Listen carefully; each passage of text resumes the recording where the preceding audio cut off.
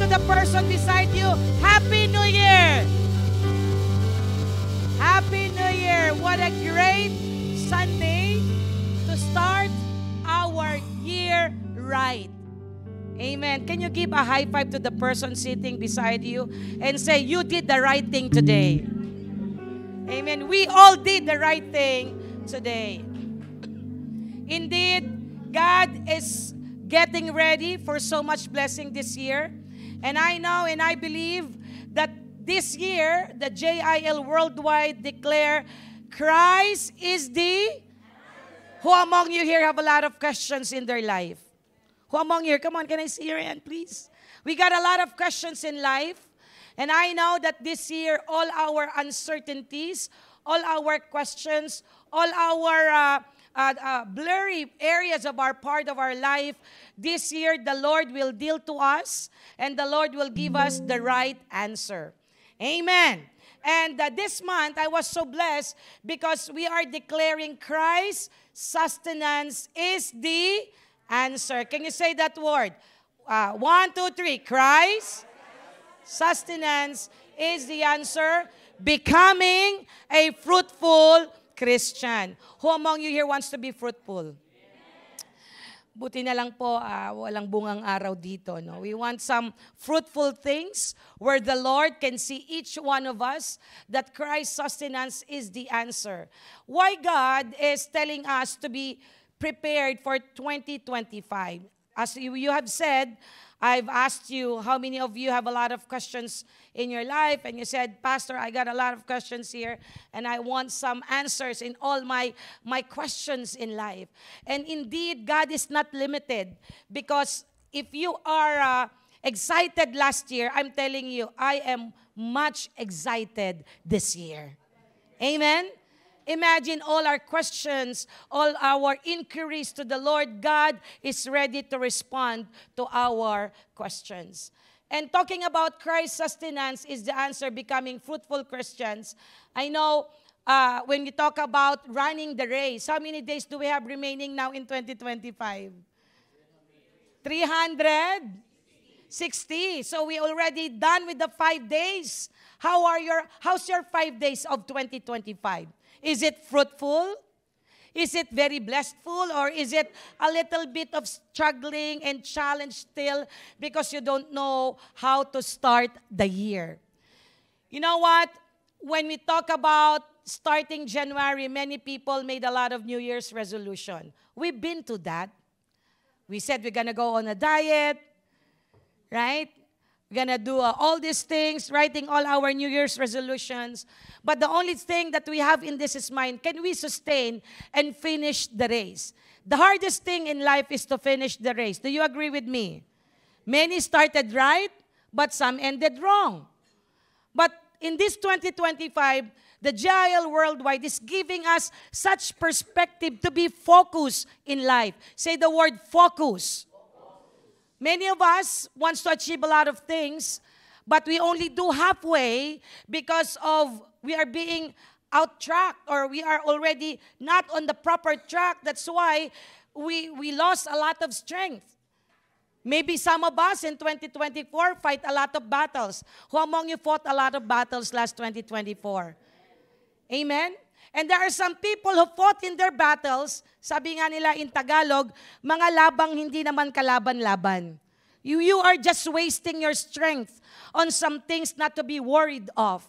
That's why this year, I am so blessed that the month of January, God is giving us the promise that He is our sustenance. Amen? It is the Lord. He is God who sustains us. Can I hear an amen? So when you talk about sustaining, that's the hardest thing. It's easy to begin, but it's hard to sustain. Especially those who make their top 1 list. This is my year that I will lose my weight. Hello? A lot of eating last Christmas, last New Year, and some of them, no diet yet. We can still extend because there's 3 kings. We're done with 3 kings? Done na ba? So a lot of questions, a lot of justification just for us to say it's okay. And maybe some of you said to yourself, Pastora, I will read the Bible. This year, I will finish the Bible. You bought the Bible, you bought your notebook for your devotion. You started January, but some of us probably will say, halfway June, you're still in Genesis. So those are the things that by nature we can see that man is so limited. We need the strength and the grace of God. Amen. That's why He is our sustenance. And today, let me just give you the message of God which the Lord imparted into me for the past few weeks, is that, let me title it, Christ, the answer to a new beginning. Who wants a new beginning? Who wants to have a clean slate this 2025? Give a hand to the Lord. Hallelujah. And to have that clean slate. I know yesterday I had a chance to preach in Tagalog service in Edmonton. I remember the magic slate. Do you still remember the magic slate way back in the Philippines? Or some of you are in private school. I am from public school. The expensive thing that we can use is the magic slate.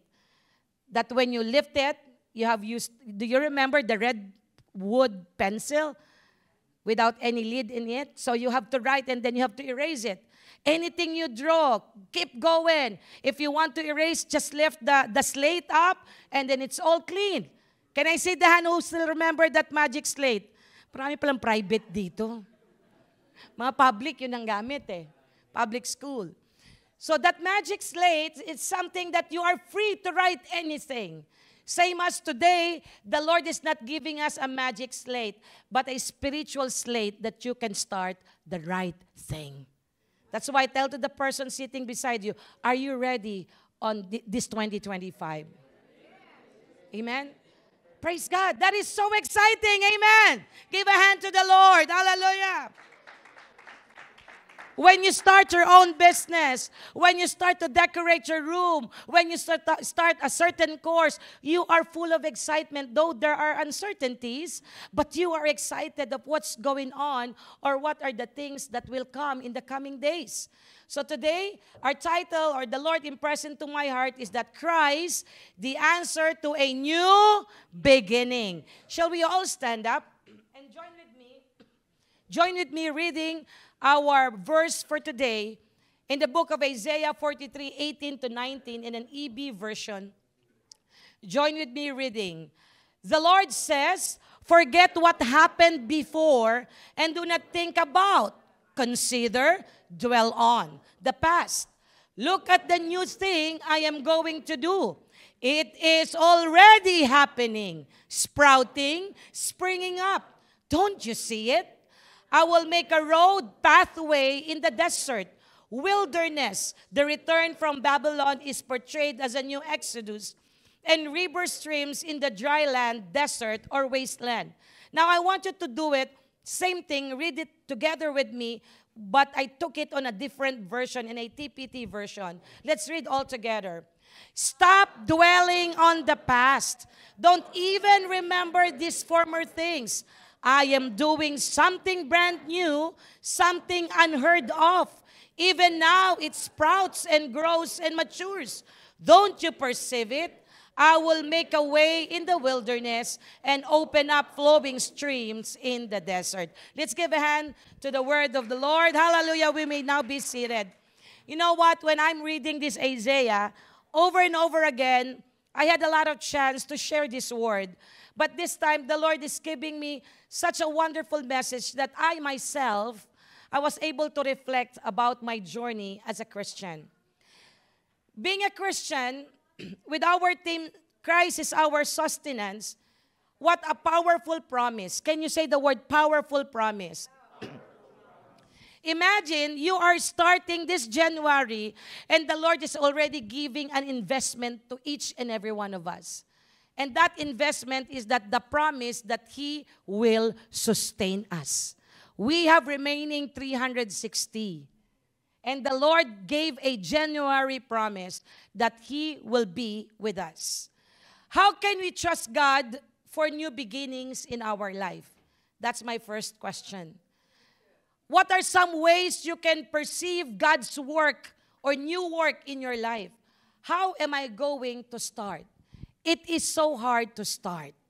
But what God is telling to us through prophet Isaiah, is that something opens the door for us to understand that today, God is opening a new door for each of us.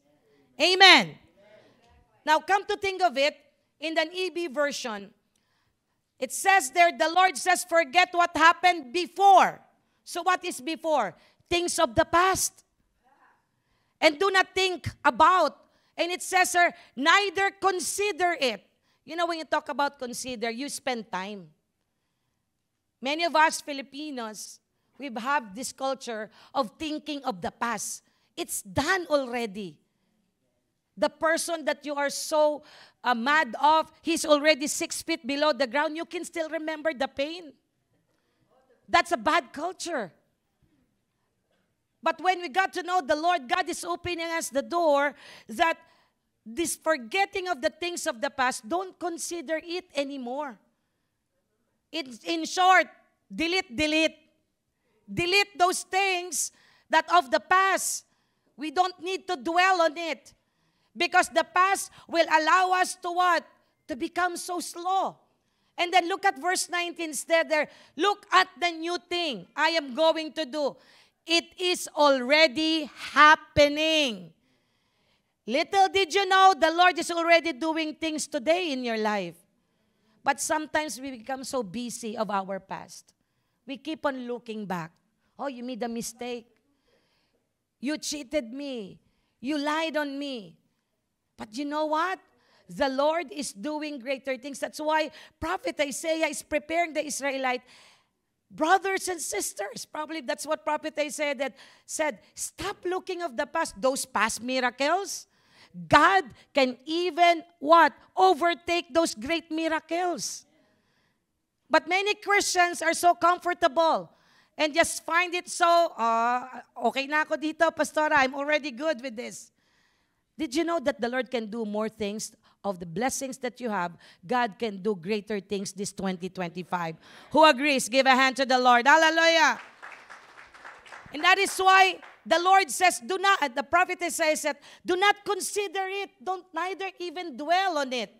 And even in TPT version, he said in here, stop dwelling on the past. When you say stop, cut it off. Cut it off.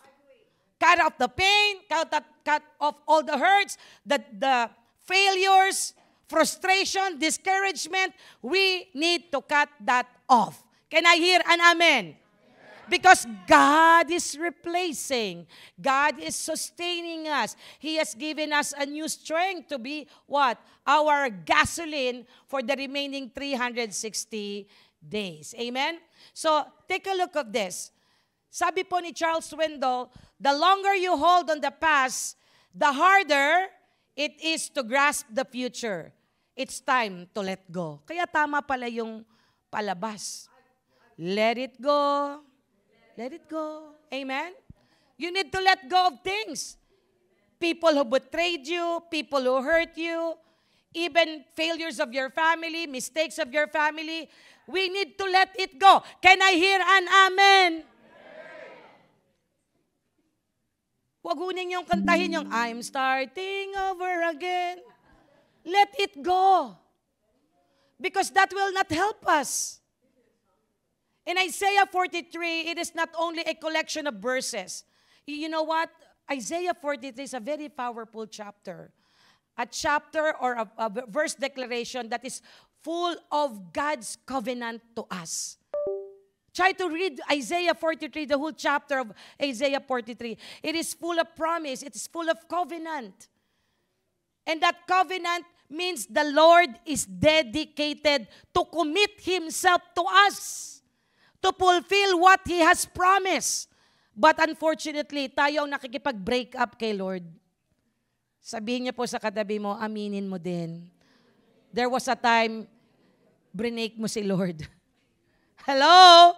Palakpakan po natin ang Panginoon for this wonderful reflection of ourselves, admitting that there are times we're not so faithful with God. Amen?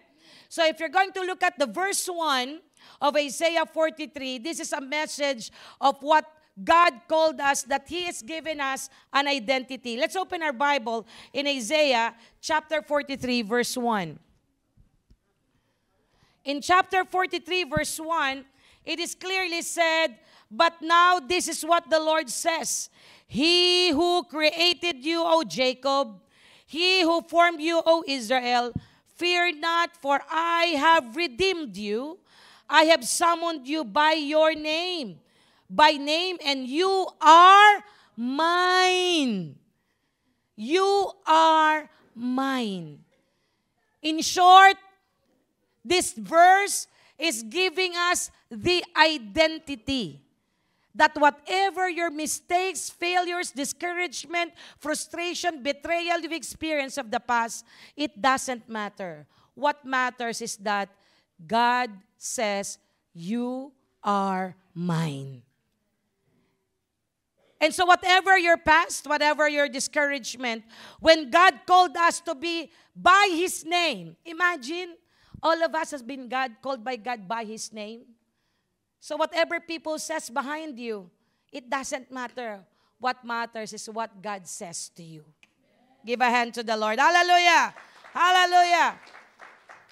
And that is why Charles Swindoll is reminding us with this quote that the longer you hold on the past, the harder it's grasped to the future. And it's so hard to see things, what God has prepared for us. That's why many Christians have been Christian for so long. And their life is still like that. Because they cannot release, amen, and let go of things of the past. Now, just to give you an idea of some examples of miracles in the Bible, why Prophet Isaiah keep on saying to the Israelites that, leave all those things of the past. Because what the miracles you have experienced last year, from the previous year, that is all nothing. In short, maliit na bagay lang yun. Amen? Naririnig po natin sa Pilipinas, when there's maliit na bagay lang yan. Who among you received miracles last year? Blessings, financial blessings in your job.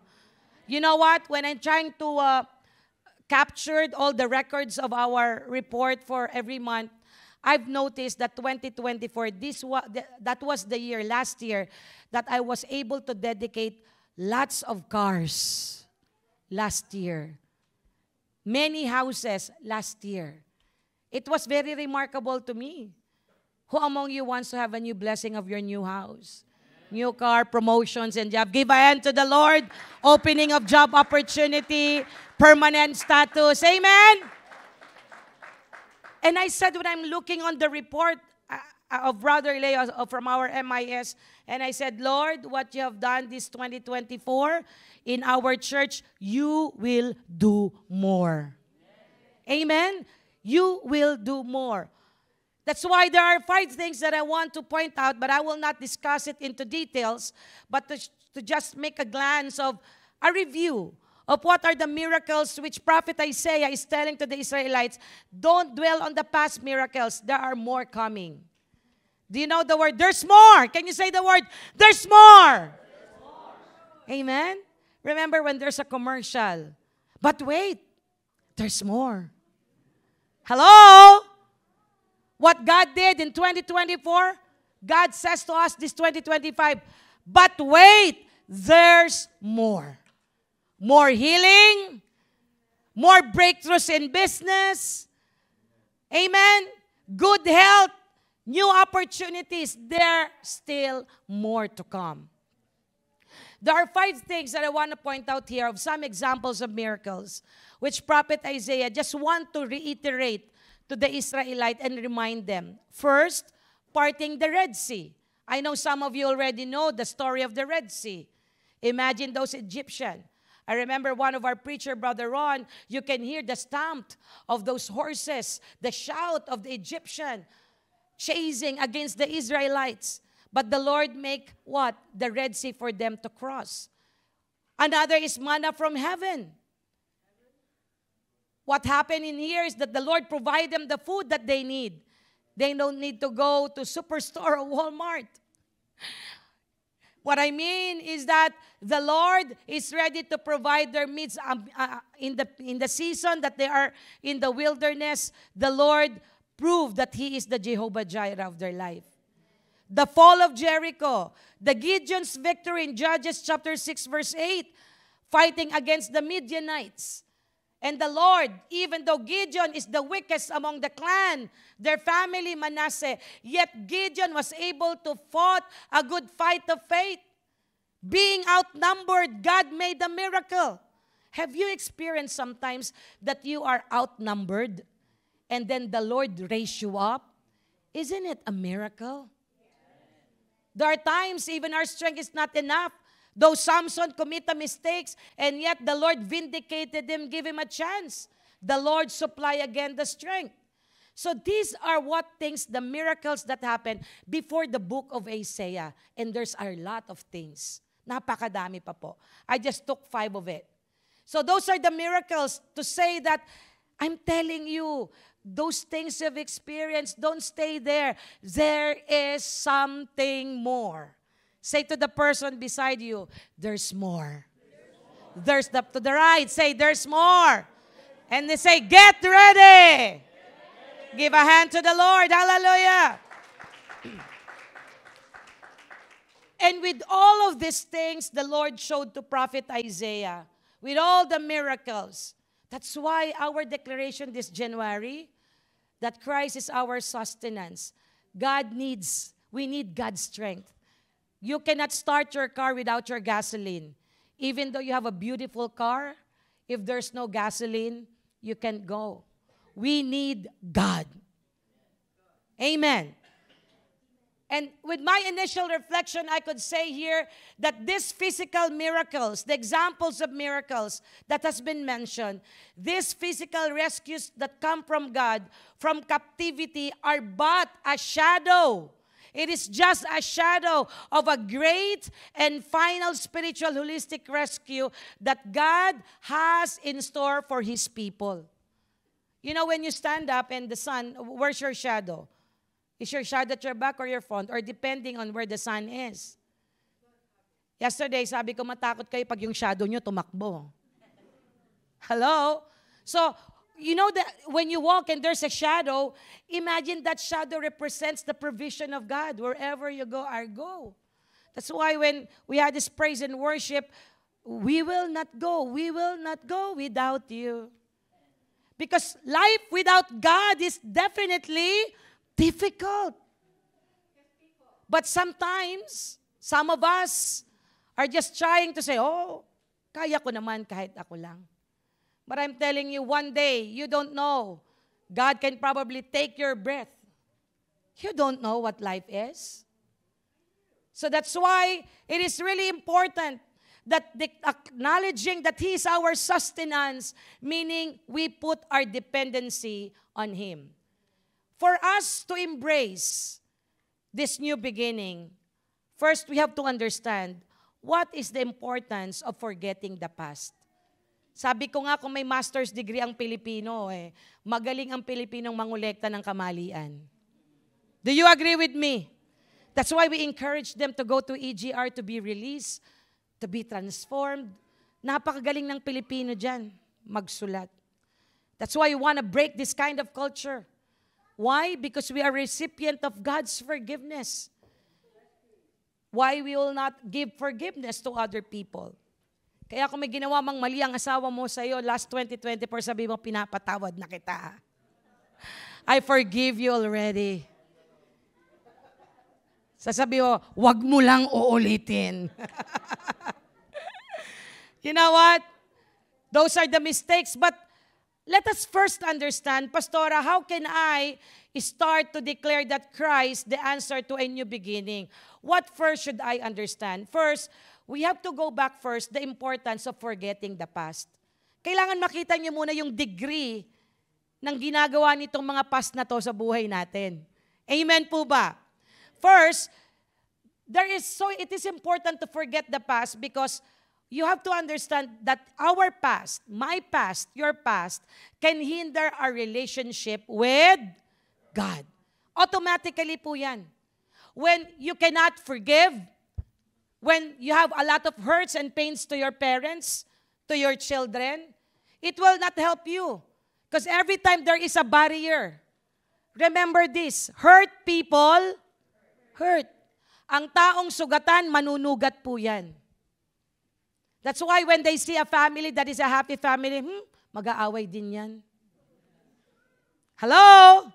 Hoy, nakaka-bless sila, ang dami lang financial breakthrough. Maghihirap din yan. Because that people is hurt. So that's why we have to understand that this forgetting the past is a first requirement for us to enjoy the sustaining power of God. Ang hirap pong maglakad na maraming bit-bit. Maraming dala sa balikat. Amen po ba?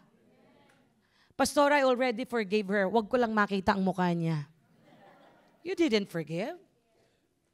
It's nice, but if you forgive, then nakita mo, kamusta na po?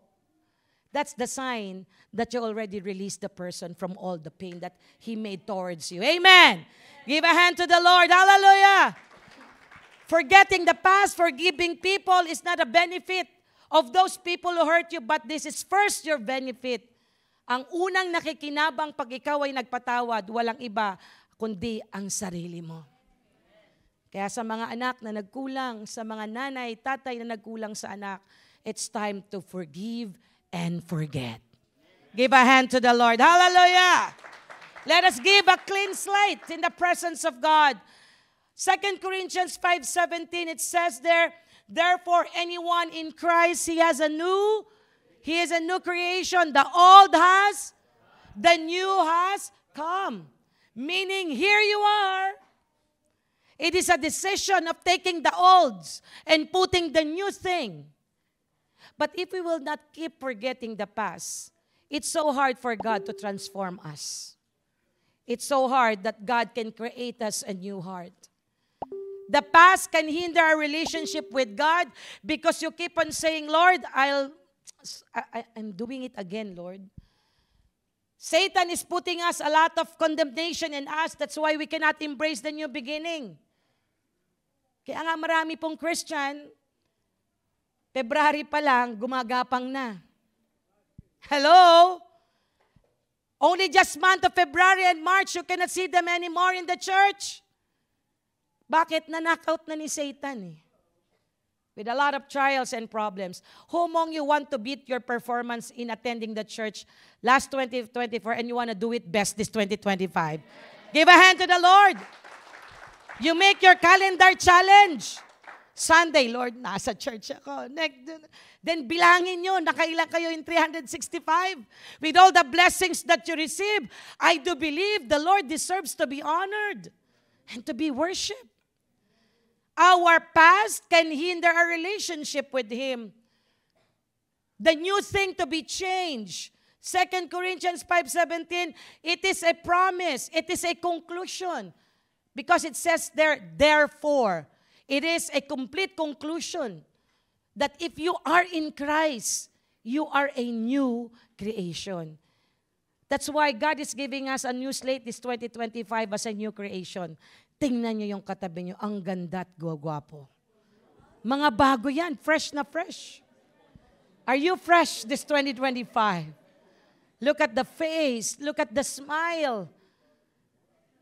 Kapag hindi yung umiti yan, sabi mo, bitawan mo na kapatid ang nakaraan. Amen? Give a hand to the Lord. Hallelujah. Nakakapagod pong balik-balikan ang lahat ng kamalian. Amen? Spending so much time of the past will hinder our relationship with God. That's why in Isaiah 43:18-19, the TPT version says there, neither to consider it. Huwag mo nang i-consider, balikan ang nakaraan. Some of us, of our leaders, texted me, Pastora, we will not dwell anymore on the past. Nakakapagod po ang 2024 para sa amin. Sino po yung nakaramdam ng 2024 ay napagod sila? Sobrang pagod, sobrang nabugbog. Amen? But God is renewing us. Renewing us. Say the word, renewing us. The Lord will renew us like an eagle. We will soar high. That's why when we start to forget the past, The Lord is now ready to build a partnership and relationship with us. But I'm telling you, the more you hold of the past, God cannot work on us. Hindi makakapasok yung new creation. Amen. Ang laging nananatili, the one that remains are the old creation. Sinorender mo na ang pag-gaming mo, sinorender mo na ang lahat-lahat ng vices mo. Pero, Pastora, ba't ako bumabalik? Did you really surrender and acknowledge God in your life? That's why later on you will say, I don't want to attend anymore. You are starting to condemn yourself.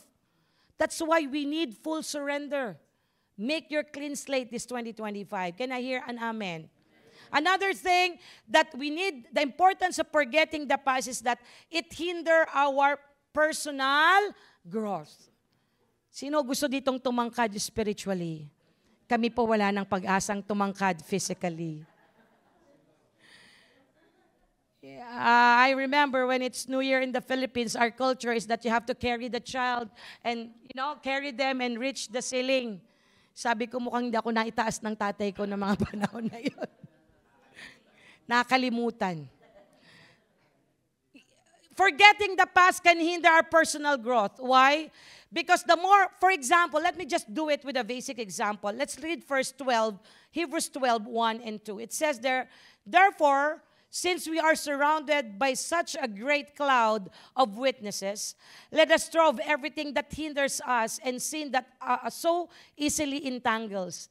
And let us run with perseverance the race marked out for us, fixing our eyes on Jesus, the pioneer and the perfecter of our faith. Imagine, sa langit may nag-cheer sa atin, si Moses, si Abraham, bilisan mo ron, kaya mo yan.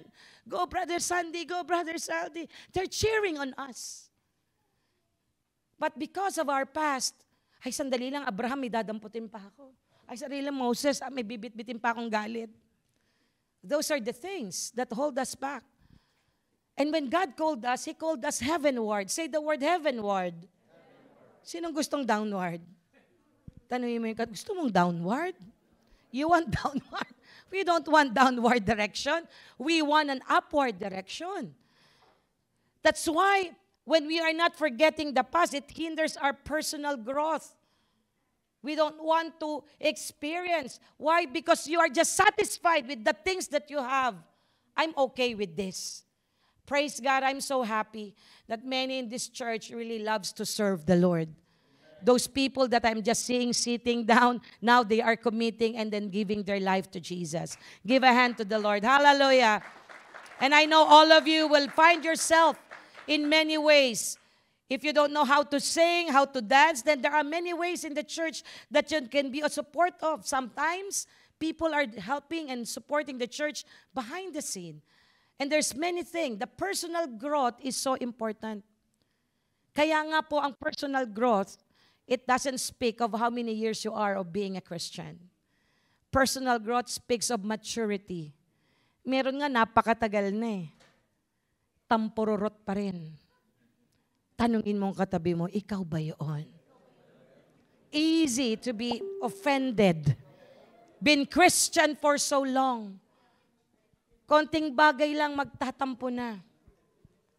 Right? That's why the personal growth is equivalent to our maturity. Why if people, say words that is so hurting, immediately you will not embrace it. But instead, you will choose not to be offended. Because I know, maybe that it's just mad. And I know where these words are coming from. So, that hinders our growth for the Lord. We need to forget the past so it will not hinder our personal growth. Another thing, a very basic example. The personal growth, if you don't want to forgive, iiwasan mo yung mga taong, lumiliit mundo mo. I had this before, a person who ridiculed me, maligned me, betrayed me. And I went to Superstore and I saw her. Past years already had done. And I saw her and said, hoy, tanda ko siya. So my intention is to say hi. Sa akin, wala na. But I know she saw me. Para kami nag-amazing race sa Superstore. Iniiwasan ako. Ako naman, pag ganyan ka, sasablubungin kita. Nang nagulat siya, when I move on another direction, no way out, but binating niya ako, kamusta na po? Personal growth, we need that. Without releasing your past victories. Ay, Pastora, happy na ako dito. Ito na, magaling na ako dito. No, we need to go out of our own shell. There is more. Say again the word, there is more. That's why we need to be ready for the new beginning. Another thing is that it hinders our future. With all your luggages in your life, you will not see a clear direction of your future. That's why all of us, father of every family, be a visionary for your family. If you are the head of the family, be a visionary. Say the word, visionary. Pero wag lang nangangarap lang, maghapon ka nakaganyan. Wala ka namang ginagawa. Visionary, Philippians 3:13-14, it says there, brothers and sisters, I do not consider myself yet to have taken hold of it. But one thing I do, forgetting what is behind and straining toward what is ahead. You know who says this? It's Paul. I press toward on the goal to win the prize, for which God has called me heavenward in Christ Jesus. Why did Paul says this? Paul have a lot of achievement and successes. But for him, what he did yesterday, it's done. Every day is a new beginning. Amen. Sabi nga nila, to break a habit, you need 3 weeks to be consistent. Amen po. I need to be consistent in my prayer. Heavenward decision. Before I go out of my bed, I need to pray. 3 weeks, I'm doing it consistently so that it will break my habit. Sometimes kasi ang habit natin, pagising, cellphone agad. Ilan na ba yung nag-text, nag-confirm? Diba? Sana hindi tayo matulad kay Pablo. Pablo, ilang araw, 3 araw, nabulag siya, no? Hanggang ma-encounter niya ang Diyos. Kaya sabi mo sa katabi mo, tigil ng sobrang cellphone. Naiintindihan ba natin lahat yon? Hello! Pumalakpak ang laging nagsiselfone. Meron. Hallelujah! Palakpakan natin yung naniwalang binabago sila ng Lord araw-araw. Forgetting the past of your future. Now let me go on with this. Now we know the importance that today I have to start to leave and forget my past so that I can now embrace the new beginning. When Prophet Isaiah said this in chapter 44, it is not only a collection of verses as I've said. This is a chapter of conversation of a maker to his creation. Looking back, as I've said in verse 1, you are mine. This is a message that God called us with identity. Say the word, identity. Ang Lord po pag tumawag, di ba sa Bible, Abraham, Abraham. Moses, Moses. Hindi siya tumatawag, shh, shh. Mag-serve ka. Shh, mag-serve. No, when God called us, He called us by His name. With our name, that with identity. You know, when I'm reading this, what a wonderful chapter of Isaiah 43. When you go home, read it so loud in your room. Declare and pronounce it. When I read Isaiah 43, He didn't just God called us with identity. He called us with purpose and intentionality. Have you realized, na-picture niyo ba na magsiserve kayo dito sa church na to? Have you realized na hahawak kayo ng gitara? Have you realized na magiging supporter kayo ng church na ito? Na dati ang ganda lang ng upo niyo sa bahay, nanunood linggo, tanghali nang babangon, nood-nood na lang. Pero nagsasacrifice kayo because you know that God calls you in this church with intentionality. 3 things the Lord wants to impress it today, to embrace the new beginning. God put you in this church with identity, with purpose, and intentions. And whatever the things of your past, God can delete it.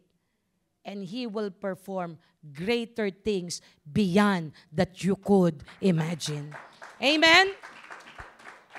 I was recalling the pictures. The Giles Sherwood Park will be celebrating its 10th year anniversary by August. Isang dekada ng katapatan ng Panginoon. And I'm seeing previous pictures, yung mga OGs. OGs, ilan na lang natira. Kaya sabi mo sa katabi mo, sa susunod na dekada, OGs ka pa rin. Amen? Walang bibitiw till rapture. Amen? And I was so crying and I said, Lord, how all these things started? For me, I can't explain. But what I said, that every year, ang lagi ko lang sinasabi, Lord, I want a fresh start. I want a new beginning for my family, for my churchmate, for the CMT leaders. When I'm praying, I'm not praying just by myself. Pinagpipray ko, Lord, lahat ng CMT mabibless, workers and leaders, business persons that we have, bless everyone so we can be ready for the coming year, each year of our life. And no, you know what? When God says this to Prophet Isaiah, maybe there was a personal dealing. Isaiah, tell to the people that when I called each one of you, I have given you identity. I have given you certain purpose. And this is intentional. Gaganapin ng Lord ang lahat ng sinimulan niya sa atin. Can I hear an amen? When God called us, He will end it up not with a question mark. When God called us, He will end up with an exclamation point and said, you are called. Kaya sabi mo sa katabi mo, you are called to serve. Hindi para matulog. Amen? Hallelujah. Now, let's go on now. So, Pastora, now I understand that this verse, you know what? It's so nice to meditate this specific verse, that even though there is no way, God will make a way. That purpose needs to align. Embracing the new beginning. Even though God is telling you, the Lord wants you to what? Align yourself. Say the word, align. Alam niyo po yung, hindi po ako sa construction nag-work, pero yung marami tayong mga journeyman dito. Do you know yung bolt, di ba? Tama ba yun? Yung tornilyo. Tsaka yung nuts and bolt. The bolt, if you pick up the wrong nut, kahit na sabihin mong bago yan, pag pinilit mo, do you think it will go through? It will not. So same thing, for the new beginning, the Lord is giving us a partnership, the nut and the bolt. God will put them together smoothly. Ang bilis mo lang i-roll yun, ganun yan. Pag pinilit nyo, what happened? If you pursue it, putting the ball together, it will lose what? Lost thread, right? Same thing. Giving God as a new beginning and embracing the new beginning, we must be aligned in the will of God. Kalooban po ng Lord, payamanin tayo. Jeremiah 29:11, for I know the plans for you, plans to prosper you and not to harm you, plans to give you hope in a future. That's why the Lord wants an alignment. Amen? Kaya ang katabi mo, tanungin mo, naka-align ka ba ngayong 2025? Hallelujah. Pag hindi, wag pilitin. Align yourself to the Lord. Now, what is the part of God for us to embrace the new beginning? When the Lord made a promise in Isaiah 43, it is clear and perfectly said that I'll do it. This is my covenant, I will do it. This is the part of God when He said that to the Israelites. One, provision of peace. What do you mean by peace? Kahit marami tayong pera, marami tayong kayamanan sa mundong ito, pag wala kang kayamanan, kapayapaan, kulang ka pa rin. Can I hear an amen? If you don't have any peace at all, you are still nothing. Your beautiful house, beautiful car, businesses, more networks, or even properties, nandyan lang yan. That's a blessing. But it is not totally will give you peace.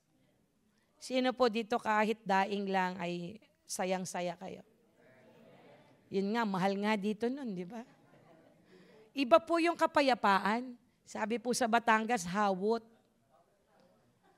Diba? Hawot, lalagyan mo ng sasabawan sa kape, ang kanin.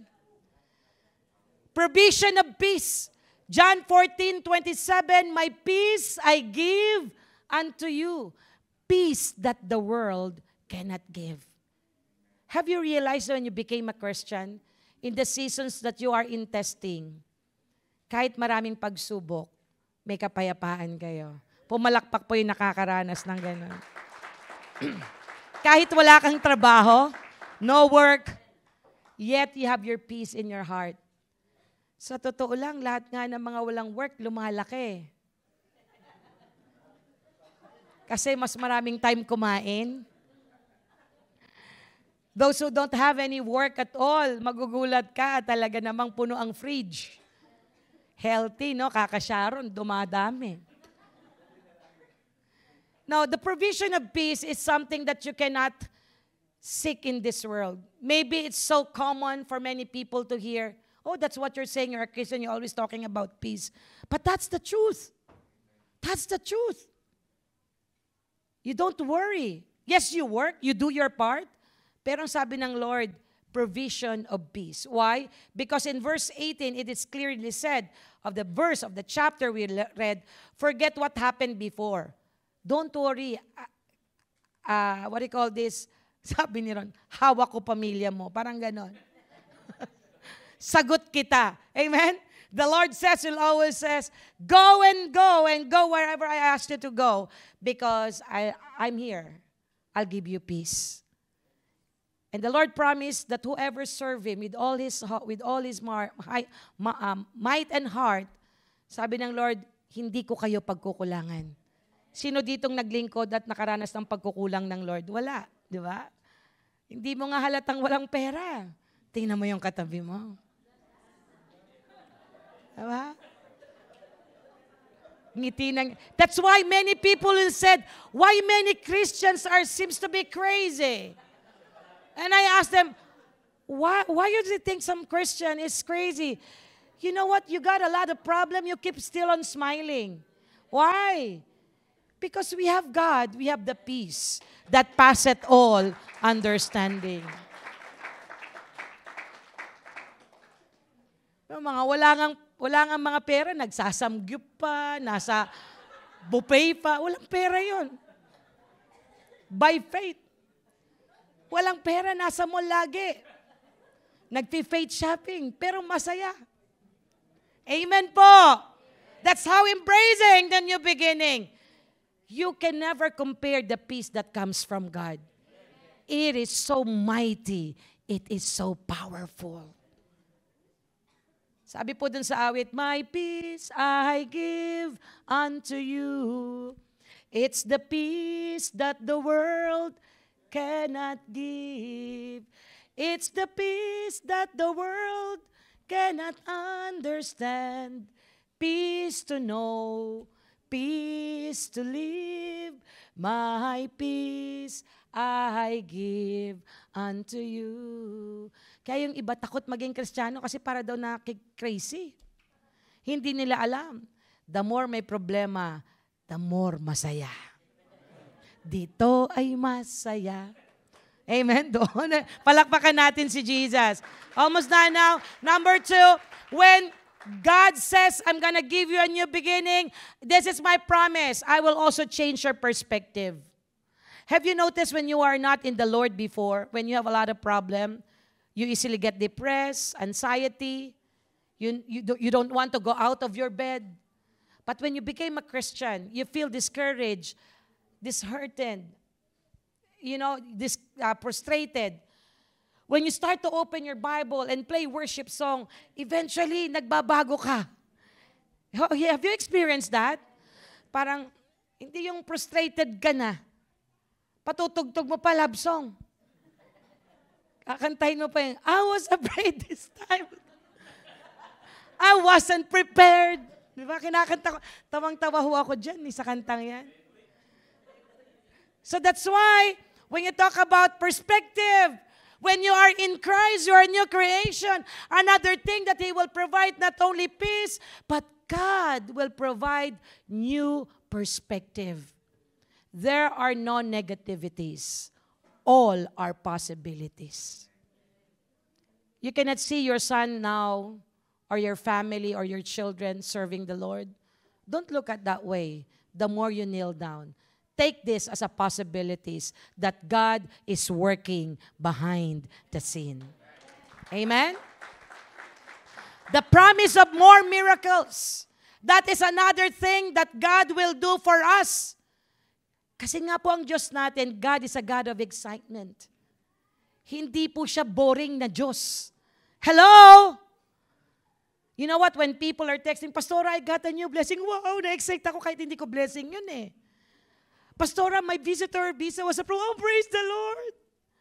Why? Because God is a God of a new beginning. God is a God of a fresh start. And He will always make more miracles. That's why we keep on praying. We go to the church, we pray. The fathers of the family, bring your family in the church. Sabihin ng mga misis sa katabing asawa, narinig mo yon. Mga tatay, new beginning, you are the leader.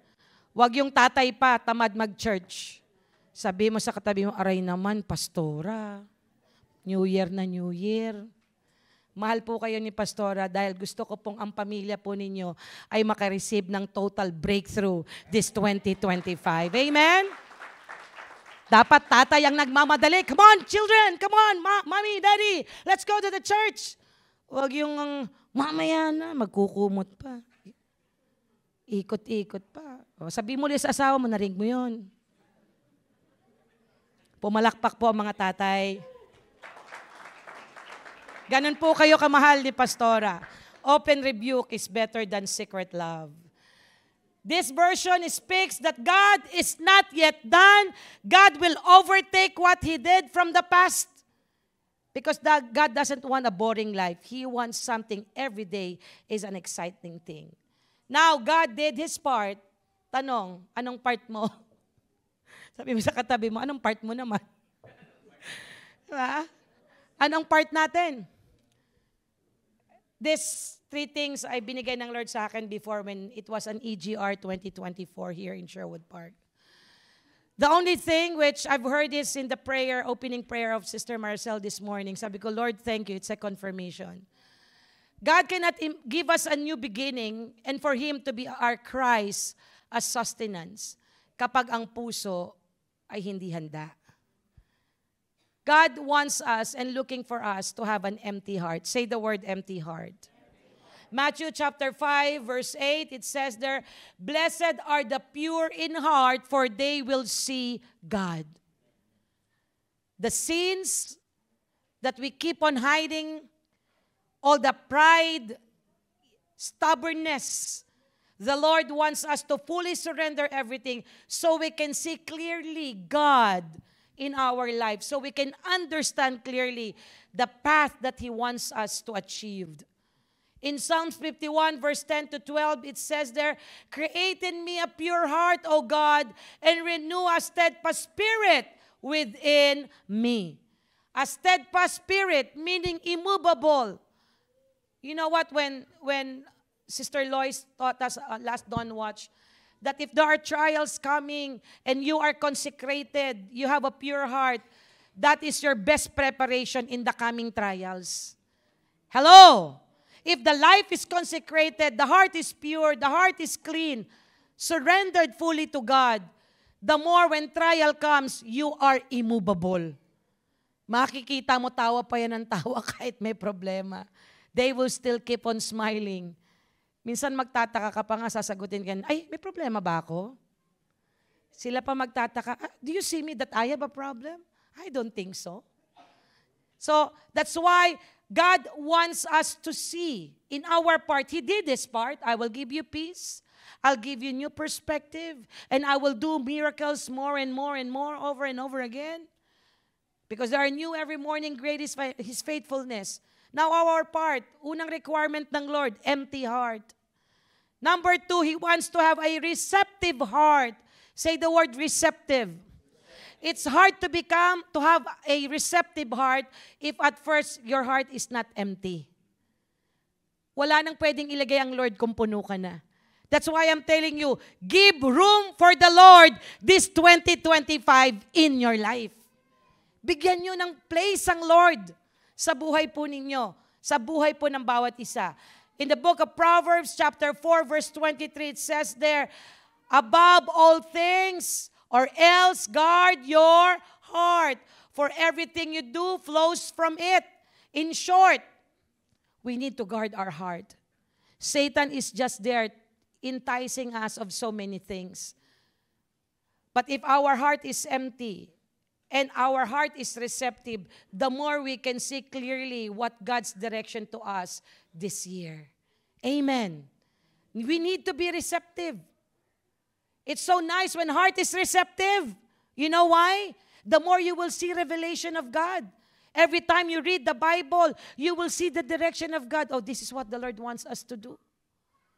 And sometimes you will see circumstances, the Lord will speak to you, to the nature, to the people that God is sending to you. Why?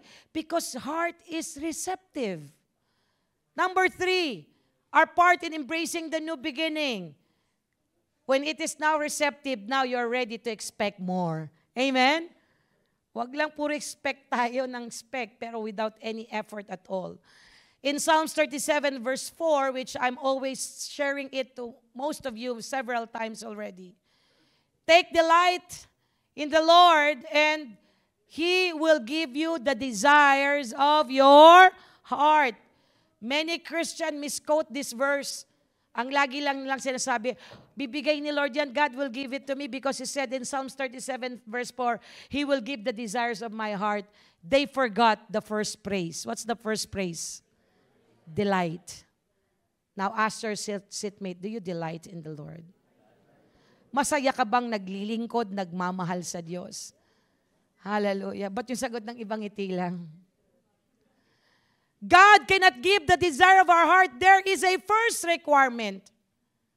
You have to take delight in the Lord. It needs an effort to know Him. It needs an effort to serve Him. And that's when the Lord sees the purity of our heart. Sinong magulang ang hindi ibibigay ang para sa kanyang anak? Amen? Palakpakan natin ang Panginoon. Let me have my 3 remaining slides. Ways in embracing the new beginning. So, Pastora, now I realize that the past is so giving me a lot of degree and intensity to damage my life this year. So now I'm gonna forget my past. And I believe God has His part to do this. The part to embrace the new beginning. And I know my part that I have to start with the right heart. And in what way are you going to embrace this new beginning? I'm telling you, what a powerful declaration that God is our sustenance. Christ is our sustenance. Nagbibigay lakas. He gives strength. He gives wisdom. He gives joy. He gives peace. Amen. Sa mga nagpipray ng partner, God will provide a partner for you. For those people who are seeking of peace, God will give you peace. Amen. For those seeking their status, God will give that status to you. Amen. What are the ways? First, seek God's guidance. God is the God of restoration. Do you believe with that? Do you believe in that?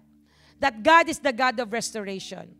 Reading Isaiah chapter 43, it is full of promise and covenant that while we are waiting, God is working. While you are praying, He is preparing. This is what the Lord told to me last dawn watch or Friday night. Ang hirap po kasing maglinis, di ba ho? And ang hirap magtapon pag lahat sa iyo may sentimental value. Okay, let's have a general cleaning. Magsusort ka, no? Ay, mahalaga to. At the end of the day, wala kang natapon. Lahat na nakatago pa rin. It's so hard to let go of the things that you don't need anymore. That's why it's a big decision. We need to seek God's guidance. And that is why we need to continuously need the guidance of the Lord until we reach and claim the new beginning that He prepared for us. Number 2, we have to renew our commitment to God. Every day we renew our commitment to our spouse by saying simple affirmation of words. O baka yearly lang kayo nag-I love you. Diba?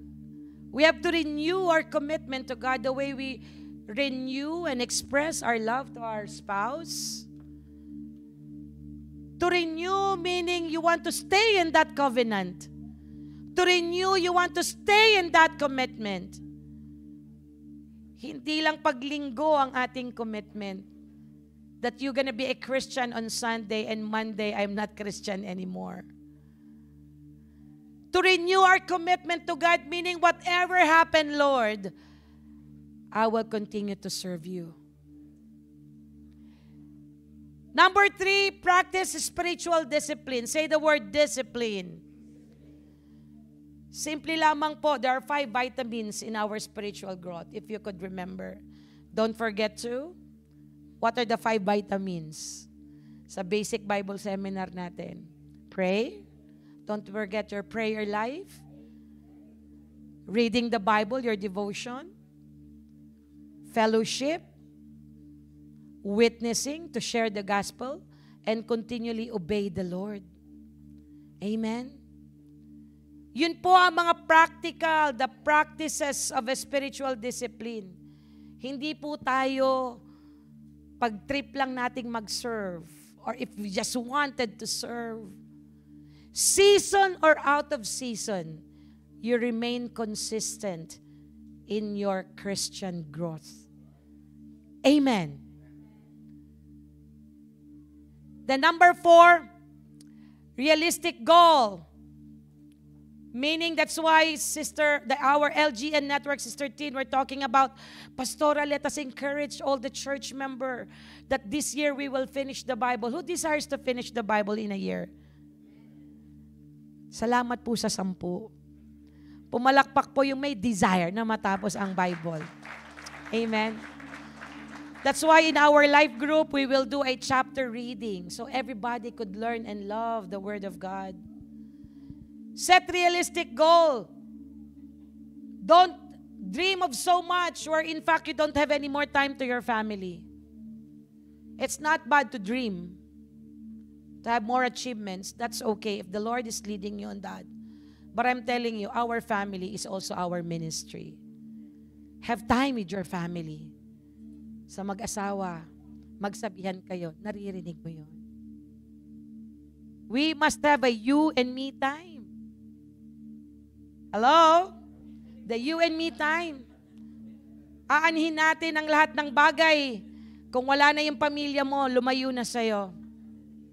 Do you agree with that? You spend so much on many things, wala ka na palang paglalaanan. Why? Malayo na sila sa'yo.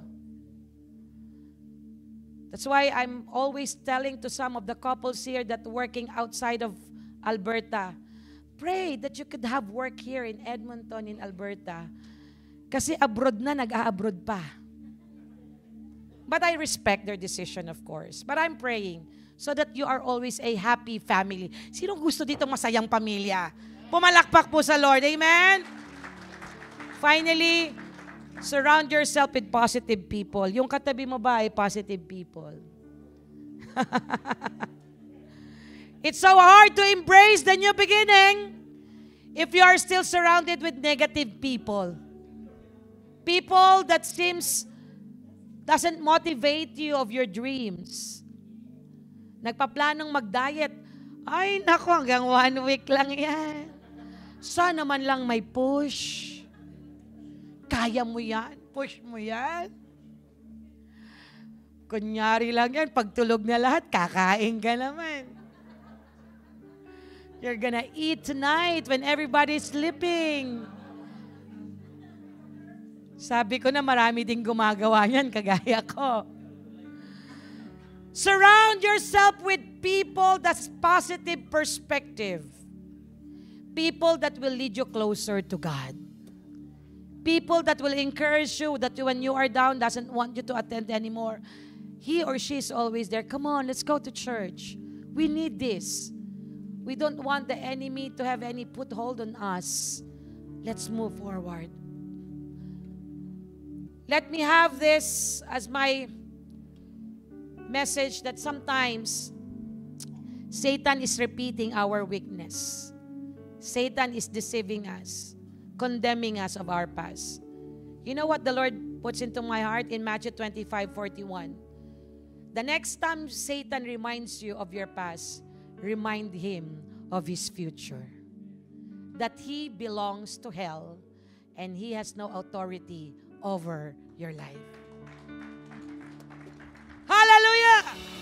The next time Satan reminds you of your past, remind him of his future.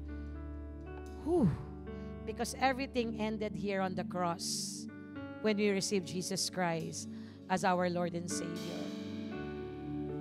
God is always at work. God is ready to show and fulfill greater miracles in us. Let our life be a life that speaks of hope. Let us embrace this future.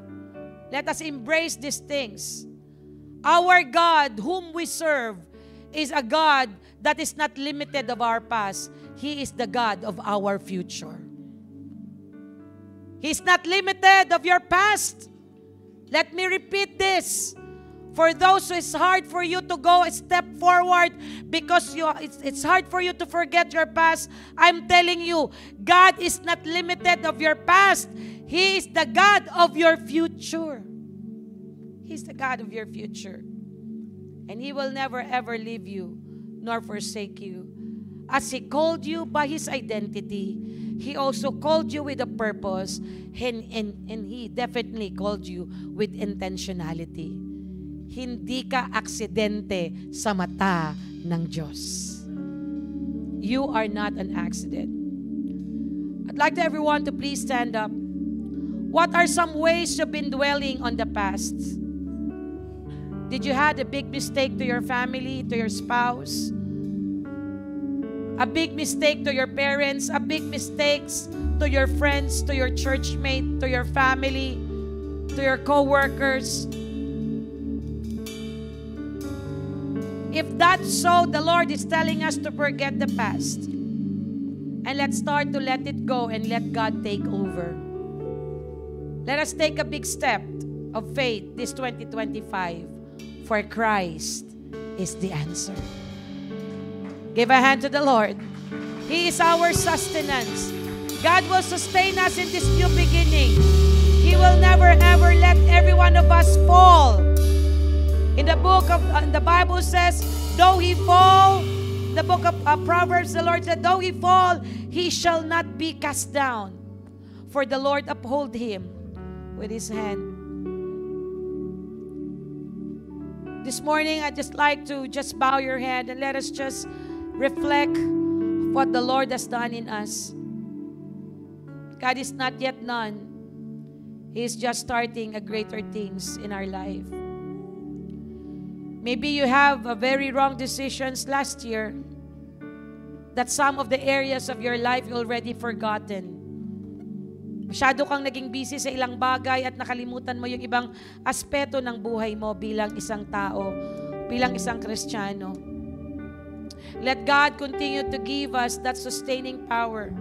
Let us pray that we can continuously draw closer to God. And let us sing this song unto the Lord. Draw me close to you, O God, this year. More of you, Jesus. Draw me close to you. Never let me go, God. And never let me go. I lay it all down again. May this song be our reflection.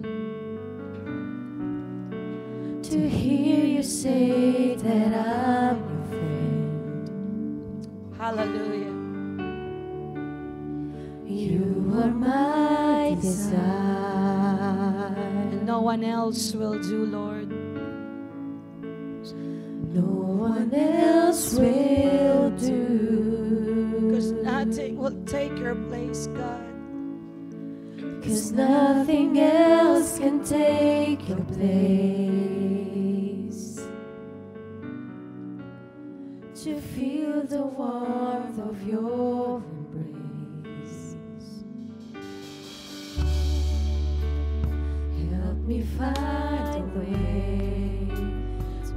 For those who want to go back to the Lord and draw closer to Him, just lift your hands and let this song be your prayer from your heart. You're all I want, God. You're all I want. You're all I've needed. You're all I've ever needed. You're all I want. You're all I want. Help me know you are near. Help me Let us know sing it in you Tagalog. are near. Hallelujah. Ilapit mo kami, O Diyos, sa iyong piling. Ilapit mo sa'yo.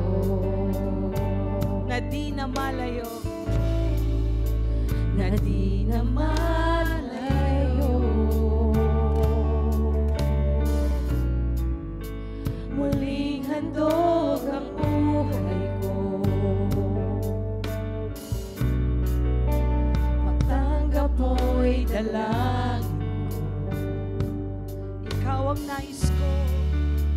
Ikaw ang nais ko.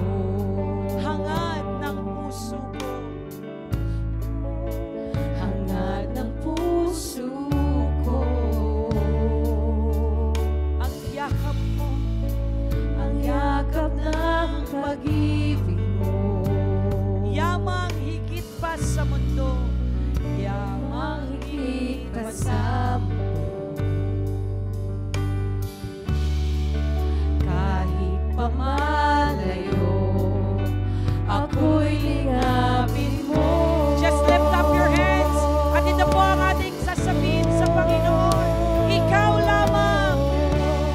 Ikaw lamang. Jesus ang kailangan. Jesus ang kailangan. Ikaw lamang.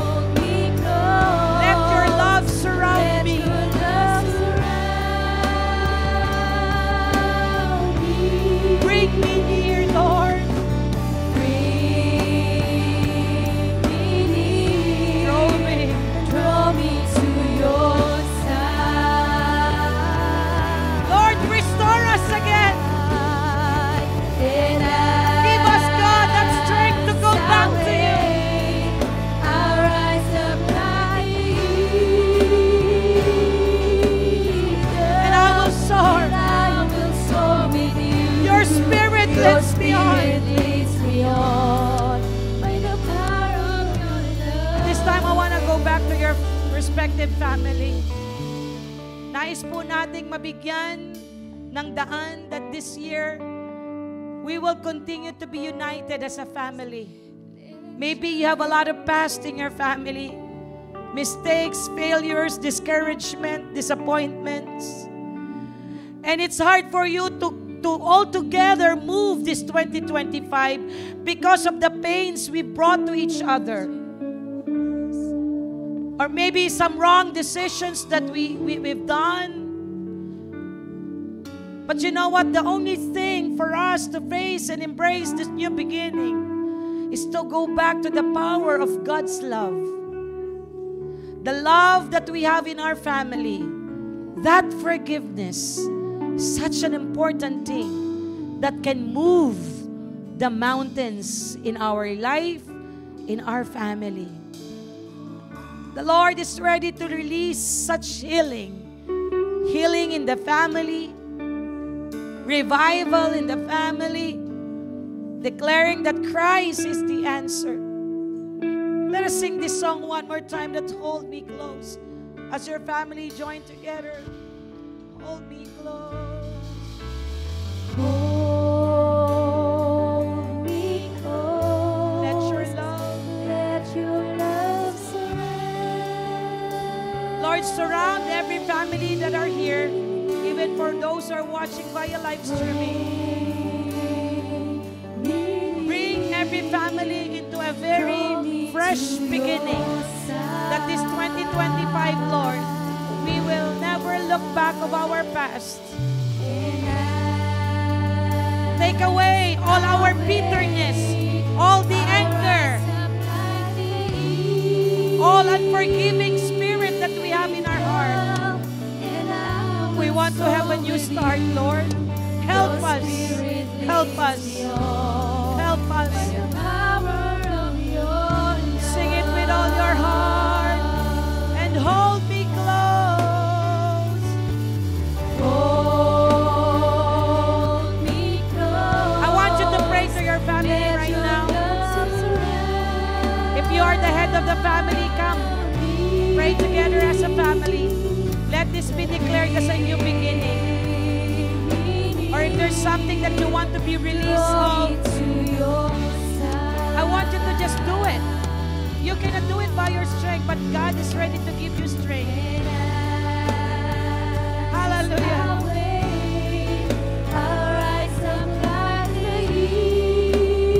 Hallelujah. I will soar with you. Your spirit leads me on by the power of your love. Father, right now, all the families are joining together. As I stretch forth my hand, let your grace and mercy be upon in every families that are here. Even for those who are not here today and those who are watching to us in the live streaming. Lord, let your love be felt in every family. Release the love, the forgiveness.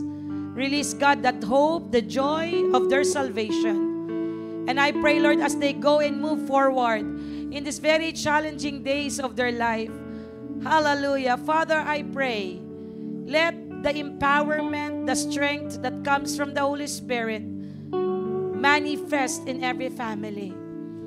Lord, prosper, bless all the dreams that they plan together as a husband and wife.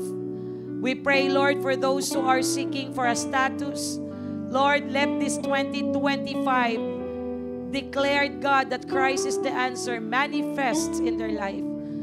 We pray, Lord, that breakthrough upon business, a balanced life to every family, a time for the family, a time for the couple to be together, to invest time in disciplining and guiding their children. Lord, we will just want to be just a Christian, but we want our family to be a good example to our community. Lord, bless every family that are here, and even for those who are not around, Lord, stretch forth thy hand. For our families that are not here and they are in the Philippines, Lord, we pray to protect our family. Keep them safe and sound as we experience the joy and the love and protection that comes from you. This year, Lord, we declare that Jesus is Lord over our family. Jesus is Lord over our finances. Jesus is Lord over our plans, our dreams, our careers, our future, our business. And Jesus is Lord over our children. Father, thank you for Jesus is Lord over this church. Bind us, Lord, this church family with love, with unity, understanding, and support to one another as we serve together until you come. We give you glory, honor, and praise in Jesus' name. Amen and amen. At this very point of time, tayo po ay may gagawing gesture. If you brought your family picture, we decided with the WIN team to come up with a prayer wall. So this prayer wall will gonna be placed in there so that every time we will pray for the family, we can remember all those pictures declaring your God's Lordship in every family. If you don't have any family picture, we have already just first the name, and you can bring your picture probably on the coming Sundays, and then that will be posted in the wall. We will have our family prayer wall, because Christ is the answer. Yeah, we have a paper that our leaders are going to provide, so you can write your family name and you can bring the picture on Sunday as we have this family prayer wall. Amen. Let us sing one more time. Hold me close. Hallelujah. As our family, come on, you can just put your family picture. Hold me close, let your love surround me. Bring me near. Hallelujah. Bring me near, draw me to your side. Those pictures will be prayed off. Ito po ipapanalangin. Every time po na night of prayer, this is our prophetic gesture that all Jael Sherwood Park family will gonna be praying in one spirit. Especially sa mga pamilya po natin na hindi pa natin nailadala sa Lord.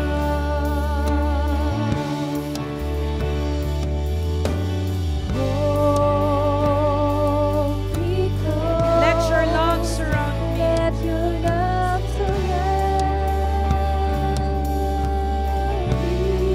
Bring me near. Bring me near, draw me to your side. And as awake, I rise up like an eagle. And as I wait, I'll rise up like the eagle,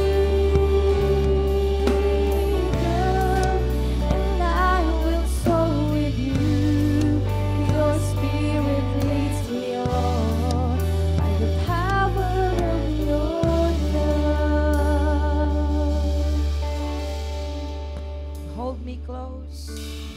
Hold me close. You can also put the name of your extended family. Yung side po ng nanay at ang side ng tatay, you can put the surname there. Kung wala pong picture. Dahil tayo po, we are claiming that 2025, many of our family will be saved. Amen.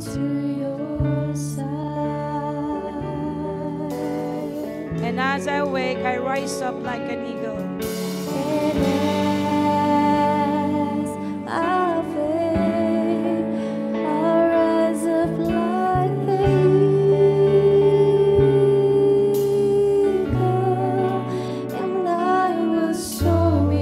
Your spirit leads me on. Can I request all the WIN team and the CMT to surround the two boards? Let's just pray for all this family. Lilayans po natin. Before we proceed to our communion, I'll just request all the WIN team and our CMT, let us stretch forth our hand. Heavenly Father, we are coming before you. Ang bawat board na ito, Lord, with all the families that we have. Lord, wala pong mawawala. Ang bawat isa ay maglilingkod. Everyone will serve and honor you. We declare that all this family will be protected away from harm, away from all sickness and diseases. And we are praying for breakthrough financially, oh God, spiritually, Father God, emotional. We pray for promotion. We pray, Father God, for increase, overflowing blessing upon every family. And above all, Lord, as you continually to bless every family that is on this board, let them honor you in every areas of their life. As you bless them, may the fear of the Lord be upon in every family that is in here. Lord, this is a prophetic gesture of 2025. We will make a family prayer wall that this every family, Lord, will receive your divine protection and your divine guidance, especially when they're making major decisions in life. Lord, your provisions and wisdom will always be with them. Father God, thank you. And Lord, we're claiming more families will come in this church to recognize your Lordship, that you are a God, a working miracle God.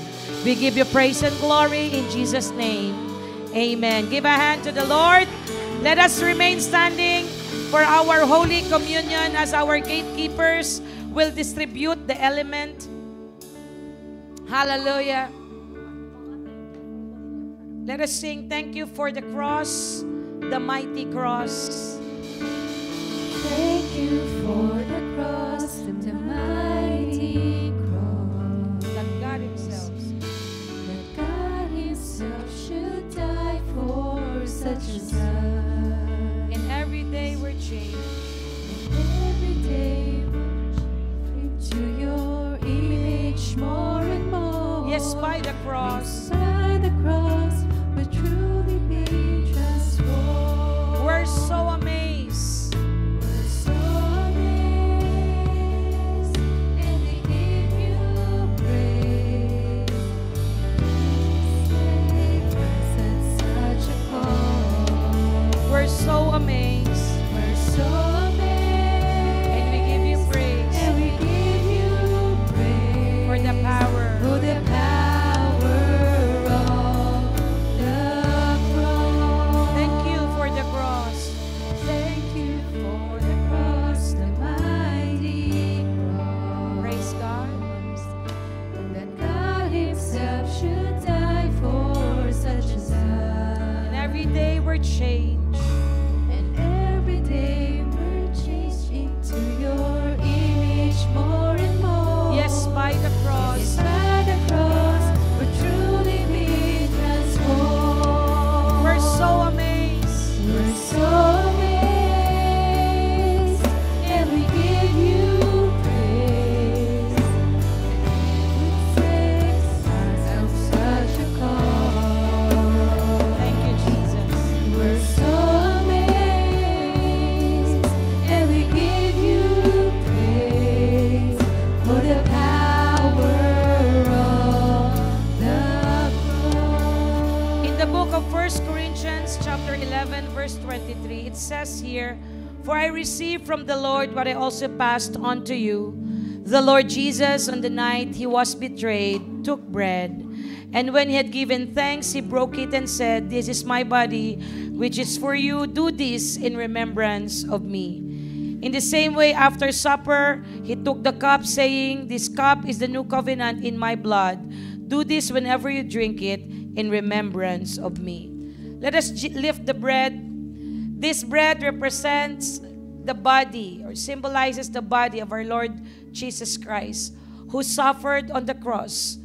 We remember this and doing it first Sunday of the month to commemorate and give reverence for what Jesus did on the cross.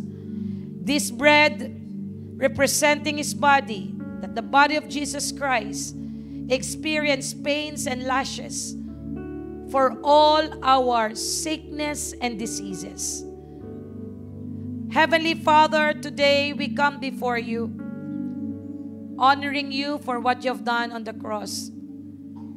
We are doing it, Father, to show and to tell how much we are so grateful and thankful for what you've done on us. Though we are yet sinners, yet, oh God, You gave your Son Jesus for us to be healed from our sickness and diseases. And we believe, Lord, every time we were confessing it, that by your stripes we are healed. That power of the cross and your sufferings give us freedom to be healed from all our sickness, physically, emotionally, mentally. And even that spirit of condemnation no longer dwells in us because we are already healed and forgiven. We receive your complete restoration of our health for those who are sick and healed from all the pains of the past. We give you praise, glory, and honor as we take it with reverence. In Jesus' name, amen.